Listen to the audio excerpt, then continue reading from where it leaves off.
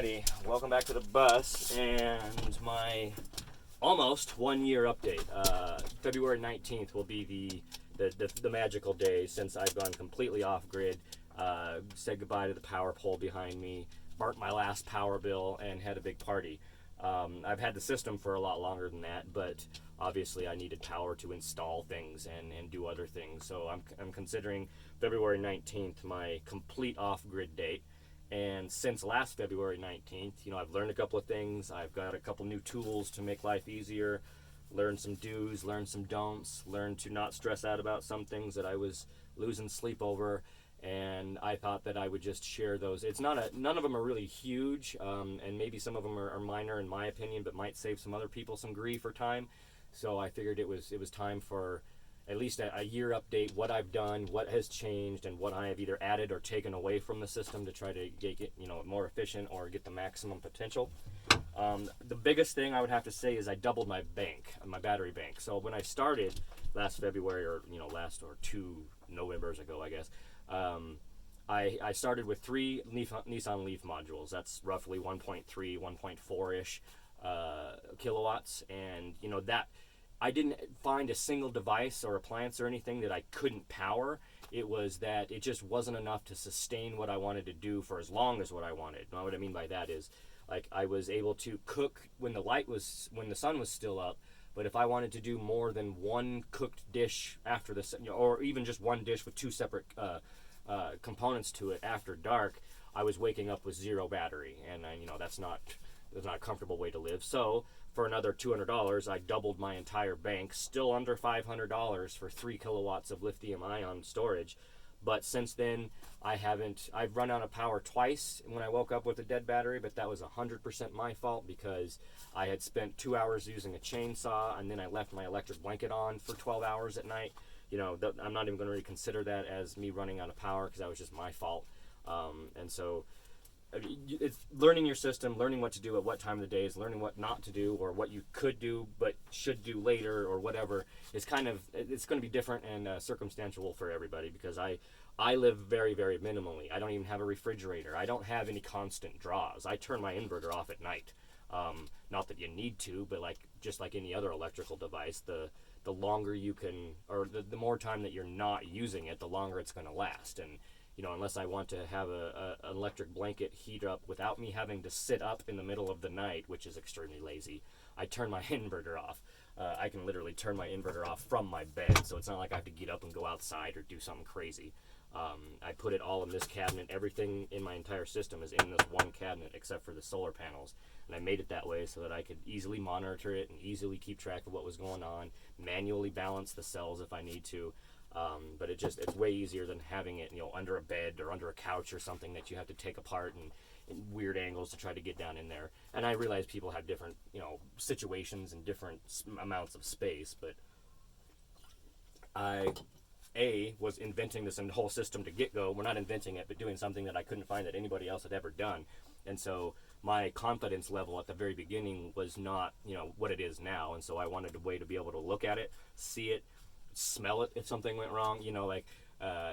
Those fears have obviously since been proven wrong, and I was just a new guy not knowing what was going on with this uncharted territory that not even YouTube had a reference of. So I've learned a lot of things. I've calmed down a little bit. I've been able to leave the whole system completely on and functioning for over a week, and I came back and it was exactly the way it should be. I don't really have anything else to do to prove to myself that the system is still almost 18 months later since getting the first components. Nothing has really gone wrong that wasn't my fault anyway. I've made some mistakes here and there, and we've laughed and I've shared videos, but I still got all my fingers, the dog's still alive, and nobody's gotten electrocuted, and the bus is still here, nothing caught on fire. So we're doing pretty good. But anyway, back to the year update. So I added 3 more modules. You probably won't be able to see it, but there's 6 of them in there now, which gives me 2.9, 3-ish, 3 kilowatt-ish kilowatt hours of usable storage. And so since then, I've done everything that I was doing everything before. Like I said, I could just do it for longer now. If I wanted to get up at 2 o'clock in the morning and make myself an omelet or fry a burrito or some potatoes or something, that's totally doable, and I have the option to do that now. Other additions to the system is I put a 20 amp fuse in between my batteries and my charge controller. Some of you are going to hear that and go, what the shit, you did that? How long did you have your system without a fuse?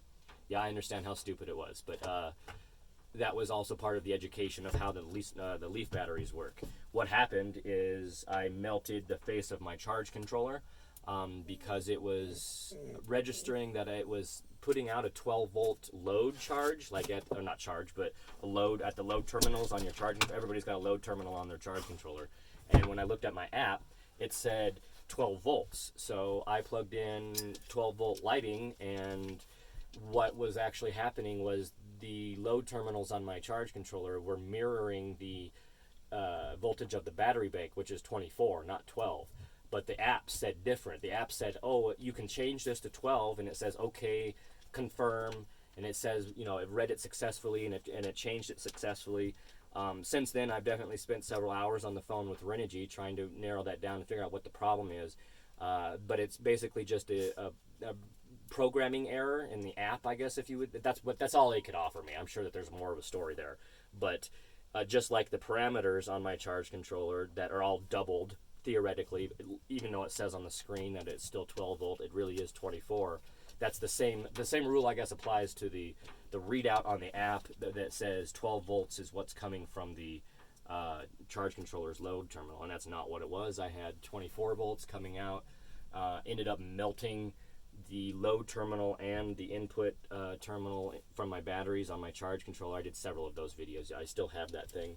I should share a picture. Should have it right here, I guess, but it was pretty serious. We had dripping plastic, and it wasn't a pretty situation. Renogy was good about it. They sent me one 2 days later. I had a new one, no questions asked. They shipped it for free.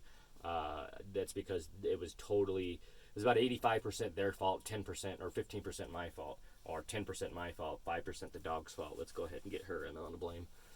So since then, I put in an inline fuse, a simple one from AutoZone. This is one style. You can get the blade style fuses, or those flat ones with the two little metal prongs that every car since, 1970 has had, or even before. Those are one way to do it. They've got inline ones that you basically install the same way as this one. These were, I forget why I got these. I was at the store, and I think these were $1 cheaper or something. I forget why, but it doesn't really matter. It's the same style of thing. Yeah, the fuse goes in there. It's actually, you know what? I think I got this one because it was a little bit more environmental proof. It's got a rubber seal on it, and so when you put it back together and you click it back together and you turn that, well, I turned it the right way. It actually seals it with the rubber in there, and seals it with rubber. Now, I don't know how weatherproof those blade ones are. It doesn't seem to me like it would not be a good or it wouldn't be a good situation if you splashed water on something like that, because it's all exposed. This is not submergible, and obviously it's in my cabinet down here, and there shouldn't be any water or moisture down there anyway. But I was at the store going, well, this one just looks a little bit more secure, and maybe it would last longer. So that's why I went with these. But you can buy 2 of them for whatever, $5. They're a little confusing because when you buy them, you're like, how am I going to put that in line? They're designed to cut. This one has not been used. You take this is how they come in the package. You cut that, and then onto another tool that I was going to talk about, which is wire strippers. You just strip back the wire, and literally, once you have this cut, and those are going both ways, you can just stick it into whatever line you want. You cut the line that you wanted in there, place that in the middle, tape it off, crimp it off, use those connectors, whatever you want, and then you've got your inline fuse. Wire crimpers will always be your best friend. I have 2 of them because I lost one and bought another. Crimping tools, there's the special MC4 crimping tool that I do not have. My brother has one. I've only ever needed it once. He came and showed me how to do it, and I used it there. They're about a $25, $30 tool. If you're going to be making your own cords, which a lot of people are, or your own PV connectors and your own PV cables, I would definitely recommend it. You can use pliers. There's all kinds of pliers and needle nose this and that, and you will be able to crimp things and pinch it tight, and then I guess cover it in electrical tape or whatever. And that's definitely, I've done that in a few instances. But they do have an MC4 crimper, and what that does is this is an MC4 connector. This is both the male and female part. I just wanted to demonstrate the what the tool will do. Now you take this end off, and it's got another one of those rubber grommet gasket things. It's kind of hard to describe. If you look on this side of it, there's teeth, and when you tighten it down, those teeth suck around the wire that's in there, and it's rubber, so it like molds around the wire, keeps water out, and is basically what it's doing. It's keeping the elements out. Oh, look at that! It comes all the way out. I didn't even know that. Look at that. See, that's what comes out of there. That's what that little rubber grommet looks like. You put it back in there, and when you tighten it all down with a wire in there, it sucks around the wire, keeps the wire out. Now, what the crimper tool will do is allow you to get the metal part. There's a metal part down in there. It's hard to see, but the inside is all metal, and what the crimper tool will allow you to do is to put this is the female part of it. You take the male part of it, which can't show you on that one because it's broken, and you crimp that male part down onto it, and then that one goes into here, and then you slip the wire through here first. Sorry, we'll start back at step one, because if you don't do that, you're shit up the creek without a paddle. You got this, slip it on your wire, strip your wire, take the male part of the MC4 connector, crimp it on, bring this back up, stick that into the female part, and then this will have the wire coming out of it this way to wherever you're going, and then all you do is just screw that down, and that will come up and suck around your wire, and it'll seal it off, and no water will get into there. Now, like I said, I've survived this whole time without one of those crimper tools, and I'm still breathing and whatnot. It's just another thing. I only had to do that twice to 2 of these for my entire system, so that's why I didn't actually buy one. But if you're going to be making, between your panels and charge controller, or between your panels and box, and then your box and your charge controller, and then your charge controller and your batteries, that's a lot of connections. You might want to get that tool. It might make your life a little bit easier, but you can obviously do it without it. And along the line, the MC4, staying with that, this is a tool that people seem to be getting. Like a couple people have told me that they have ordered these type of things, or like a connector or some cables or whatever from Amazon, and they were like throwing these in, just adding them like they didn't order them, which is cool. This thing will definitely save your life, or not save your life, maybe save your fingernails. These MC4 connectors are pretty hardcore. They've got flanges on them. They're little like hooked flange. I don't even know what, kind of like a basic concept of a fish hook. It goes in but won't come back out type of deal. And so you have to push those flanges and then pull at the same time. And I know I don't have very small fingers, and I can't easily do that with my, okay, I finally got it, but that's after almost ripping off my fingernail. But these little guys will just make that, they're designed perfectly. You can do it that way, and they've got it this way, so if you're in a tight area somewhere and you don't have room to go that way, you can go this way. But all it does is just push those flanges, and so literally you can then you don't have to actually push any buttons that way. Definitely save your fingers. You can also make one of these. Before I got this one, I believe, I made one out of a corn on the cob holder. So you've seen these, right, at the store where you get them and you put one on each end of your corn on the cob so you don't burn yourself. I took it, cut one a little shorter, and then just bent them out a little bit to the width of that. And so this does the same thing as that. I know it's pretty ghetto, but you know what? It didn't cost any money, and I didn't have to go looking for it. Does the same thing, and whoops. Does the same thing. It's a little bit more rudimentary, but hey, it didn't cost anything. So that is the system tools. A squeegee will always be your best friend for cleaning and or removing any. Water doesn't really affect it. I found out that much. Like, it could be raining and there could be puddles of water on your panels, and it doesn't. I haven't really noticed anything drop because of that. So this is more for like cleaning when you're up there with chemicals and you want to squeegee it all off or whatever. But another way to do it, I got this first, but then for Christmas my brother got me this guy. Now I have a towel on it because I wanted to demonstrate that first. It's what's called a Snow Joe. Yeah, Snow Joe. That's the brand name. Like it's this blue foam stuff to begin with, and it's designed to push snow off your panels. But I decided to tie a towel onto it and tie some string around it and like dump some water up there, and it's like the best and easiest way to clean your panels too. You don't have to get up there, you don't have to get a rag and crawl all up there. I'm not that old, but I don't like crawling up on top of my bus if I don't have to. I have broken way too many bones in my life to do it again. So my little system there worked pretty good. It did exactly what I wanted it to and made it really, really easy. I'm sure a lot of you have seen that video that I did on my Instagram. But the other use for it is wicked cool with just removing the snow. Like, that's what it comes and looks like when you first get it. It comes with these extendo, arm things or whatever. So it will fold up. This thing will come off, so it'll fold up and store easily wherever you want to put it. You know, that's what it looks like. And then you put it all back together, and like it was the coolest, simplest thing ever. All I did, my hatch is right here. I just stood up on a milk crate, and I could reach both of my panels easily and cleared them all off with all the snow from inside of my bus. And the other end has a scraper on it, so if you were too lazy or couldn't get up there in time, the ice started melting, and then it went, oops, you got to do it in order, otherwise they won't fit. And if there's a little bit of ice underneath your snow, well, you got the other end of that. So I don't know what this cost. Snow Joe is the company. Oh, it says it right there. Snow Joe is the company. I can't imagine that he paid much more than $20 for this, and in my opinion, I probably would have paid 30 or 40 after figuring out how easy it is and how much it works, because that's huge. I don't know, I mean, even if you were on the ground, you could probably still reach some of your panels with that thing. And if you really needed to, I guess you could extend it more. Yeah, I'm proud of my solar panel snow shovel. Thanks, brother. From then, snowplow, washing tools, the MC4, you know, that I'm trying to figure out. I've not physically added anything else to the system. You know, most of everything else is just me learning what I need when, and when to use what and when not to. It's not really like I have rules. It's not like I got a piece of paper saying, oh, it's 6 o'clock in the afternoon, you can't do this. It's more just kind of like learning, changing your lifestyle a little bit. I didn't really change much, but it's just, before I go to work in the morning, I make sure all my like devices that are rechargeable are plugged in, like, because it's the sunlight hours, or might as well charge your stuff then. So I plug all my batteries and my battery packs and my speaker and my tablet and stuff like that in, that's rechargeable. Might as well charge that during the day when the power is unlimited. It's kind of the same concept as when my air conditioner runs during the summer.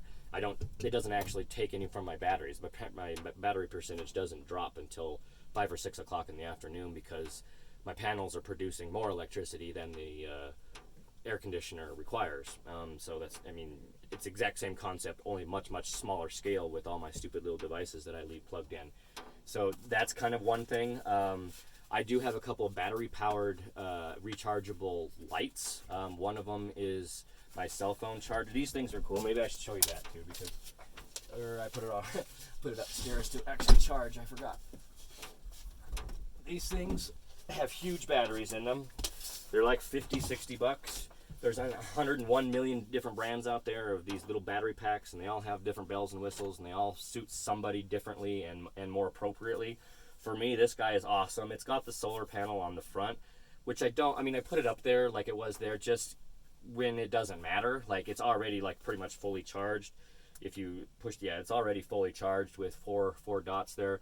But I just put it up there because I used it as a light last night. And the reason I bring that up is because you can have all of 12-volt lights and everything you want, and they're not going to take very much electricity, and you really shouldn't have to factor that in. But I don't know, in my head, like, why not use, because either way you're using battery power, whether it's from your solar system or for something like this, you're using batteries. And so if you can have a light that isn't even connected to the system and doesn't really take much to even charge from the system, it can charge on its own if you want. And it's a light that you can put anywhere. I found the value in that, like having fans and lights that you can move around and put wherever you want. Fixed fans and lights work too, but like this fan is my, when it's hot, when it gets too hot in the fire, I put it right above the fireplace, like on the ceiling, and it just blows all that warm air all over the place and really makes a big difference. Other devices that I would want to be able to power at night really aren't that much. Like I said, unless one of my devices dies down or to the point where I need to charge it, I usually have my inverter completely off at night. There's really no point in having it on. Like, I turn it on, it's on right before I go to bed because I warm my bed up with my electric blanket, but I never sleep with it on, and that would be way too hot. So it's just warming the bed up, and I turn it off and turn the whole system off and shut it down, really until like either I get up and stoke the fire, or I just get up for the next morning. Like, there's really no point to have it on because I'm not charging anything overnight. That was a bit of a challenge to get in the mindset of charging your phone during the day. Like, getting used to going to bed with 100% on your phone is something that I'd never done, in the whatever 20 years that we've had cell phones. And so that was something for me to get used to. And it's not a big thing. I mean, charging your cell phone doesn't take a whole lot of power at all, but that's just what I'm getting at with the lifestyle. Might as well do it during the day if you can. Trying to think of what else I added. I don't think I've added anything else physically, or if it's just repositioning things. Like I turned one panel around so that the wires were on the correct end to match up with the other things. That's all stuff that will be different and circumstantial to your system. I think that might be it. This might be a world record on shortest YouTube video ever. But before I figure out something else to go off on a tangent with, I think I might just call it that. We covered the major. Where'd my book go? Yeah, 3 more modules, amps, yep, tools, yeah. I haven't added anything. I haven't replaced any I replaced the charge controller, but with one exactly like it. We went over why. But I haven't changed any of the components. I haven't changed anything else. I added that fuse, and that's basically it. What? Do you think this should be over? Okay. I can't think of anything else right now, so that's my 1 year update.